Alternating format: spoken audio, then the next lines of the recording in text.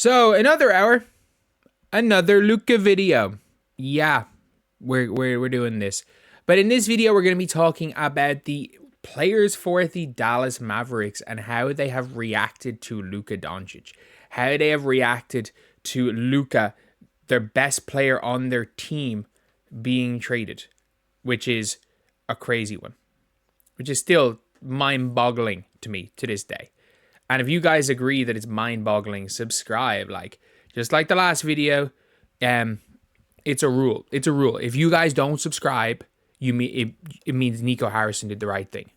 It means Nico Harrison did the right thing if you guys don't subscribe. If you do subscribe, it means he did the wrong thing. So anyway, we gotta just look at this. So some of the stuff is still mad. I still cannot believe he's the first player in NBA history at the same time be part of the biggest draft mistake and the worst trade by one GM. Shot chart the past 3 seasons. Led the Mavs to finals appearance. The fact that the last message he said is, the future to me is 3 to 4 years. Now, 10 years from now, they'll probably bury me and Jason Kidd by then, or we'll bury ourselves. Man, Jason Kidd, literally in this whole interview, looks like he wants to kill him. Through this whole thing, he looks like he legitimately wants to kill Nico Harrison. Through the whole thing. But, what does the coach have to say? What does the coach actually have to say? Because I don't care about what the GM has to say. I want to see what the coach has to say.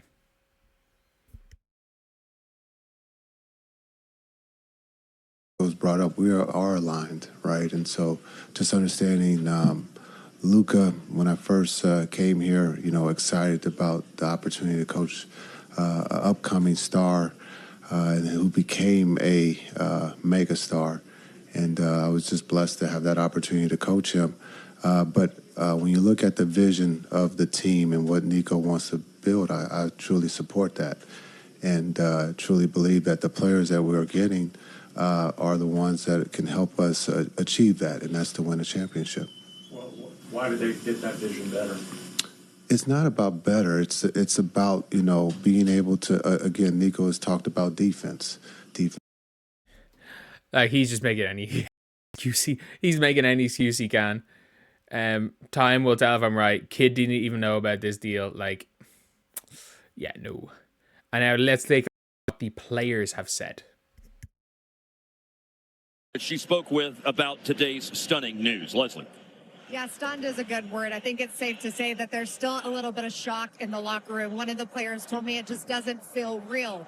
PJ Washington said that, look, we love Luka. When you've gone to battle with a guy, he's your teammate and your brother, and obviously we wish him the best. But they understand that it's also a business. And they had a team meeting this morning where they could discuss.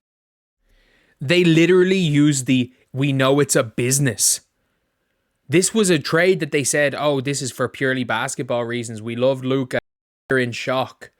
They were still in shock about it. They're like, oh, it's a business. Normally, when people say it's a business, it's we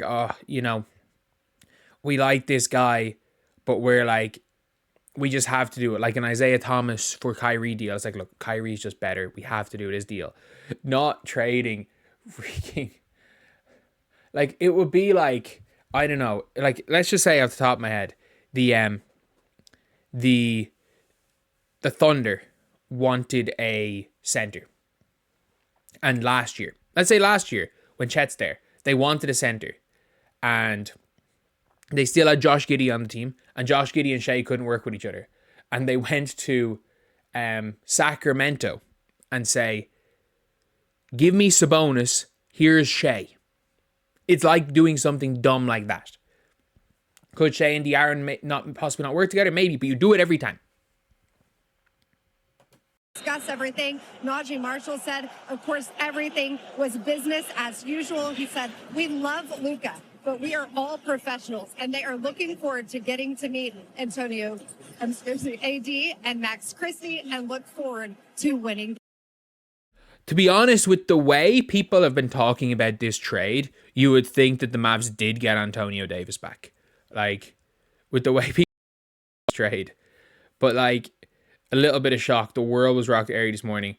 Nico Harrison on his way to work chuckles, I'm in danger. Antonio Davis will take them over the hump.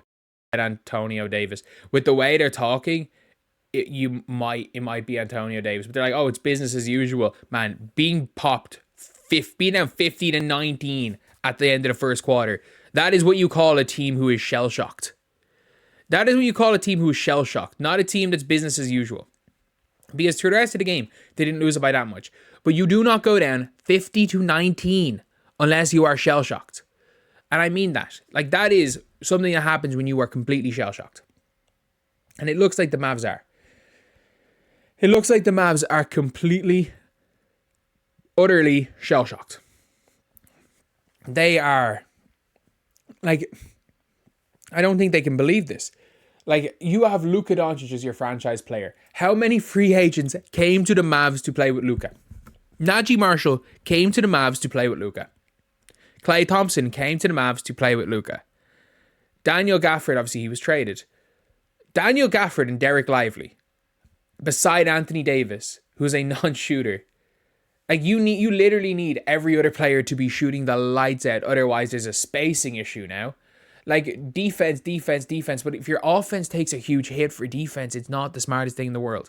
And then you've got, like, the players, I think, were shocked. I think if you asked any player, do you want to keep Luka? Their answer would be, of course. How many of that team is only there to play with Luka? Like, Dante Exum wouldn't be in the damn league if it wasn't for Luka. Like, this team would not exist in its current form without Luka Doncic and the amount of players that have gone to play with him. It would be like, it's like going to play, like, to be fair, in free agency, anything can happen. Like, basketball is business as usual. It's not business as usual. Your GM has done either one of three things. He has either let a personal grudge against Luka force him to trade. He has either trying to win this year, knowing he's going to get fired at the end of the year and not caring about anything else in the future. Or three, is part of a conspiracy that wants to get the Lakers back relevant again by sending them the best individual scorer in the NBA. One of those three things has happened. So obviously, as players, you'd be pissed. You'd be rightfully pissed, if I'm being completely honest. You would absolutely be rightfully pissed in this situation. But at the end of the day, it's business as usual. Just like getting as many videos possible out on this channel is business as usual. For me, anytime there's big news, it's business as usual for me to do as much as make as much videos and do as much work as humanly possible. I've done it all the time. But anyway, yeah, that is the video. Let me know what you guys think in the comment section below. And the fact the players are shocked about it and they're saying, oh, it's business as usual, and then get destroyed. Yeah, that's not a great thing.